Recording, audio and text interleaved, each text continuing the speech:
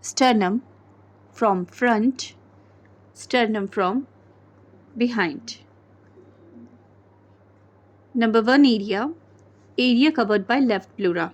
Number 2, area covered by right pleura. Number 3, area in contact with pericardium. Fourth is related with diaphragm. 5, sternum in front. 5 is pectoralis major. Number 6, rectus abdominis.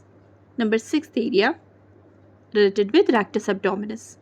Number 7 is sternocleidomastoid. Here is attachment of sternocleidomastoid on the manubrium in front.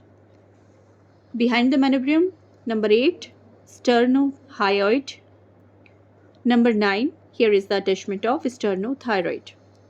Number 10, behind the sternum, the attachment of transversus thoracis. Number 10, transversus thoracis. And 4th, attachment of diaphragm. Anterior surface, manubrium. Okay, the anterior surface gives origin on either side to the pectoralis major and the sternal head of the sternocleidomastoid. The posterior surface, this posterior surface of the manubrium gives origin to the sternohyoid in upper part and sternothyroid in lower part. The lower half of this surface is related to the arch of the aorta. The upper half is related to the left brachiocephalic vein, the brachiocephalic artery, and the left common carotid artery, and the left subclavian artery. Lateral portion of the surface are related to the corresponding lungs and pleura. The supraesternal notch gives attachment to the lower fibers of the interclavicular ligament and to the two divisions of investing layers of cervical fascia. Listen carefully. Supraesternal notch gives attachment to the lower fibers of the interclavicular ligament and to the two subdivisions of investing layers of cervical fascia. The margins of each clavicular notch gives attachment to the capsule of the corresponding sternoclavicular joint. Now the body of sternum.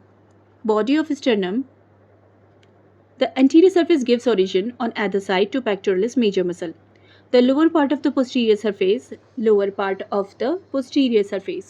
gives origin on either side to the sternocostalis muscle.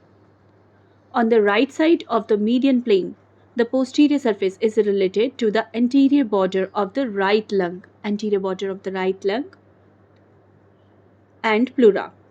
On the left side, the upper two pieces of the body are related to the left lung and pleura, and lower two pieces related with pericardium. Between the facets for articulation with the costal cartilages, the lateral border provides attachment to the external intercostal membranes and to the internal intercostal muscles.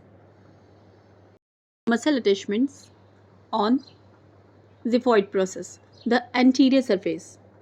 The anterior surface provides insertion to the medial fibers of the rectus abdominis and to the aponeurosis of the external and internal oblique muscles of the abdomen.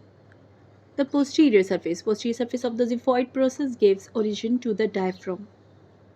It is related to the anterior surface of the liver. The lateral border.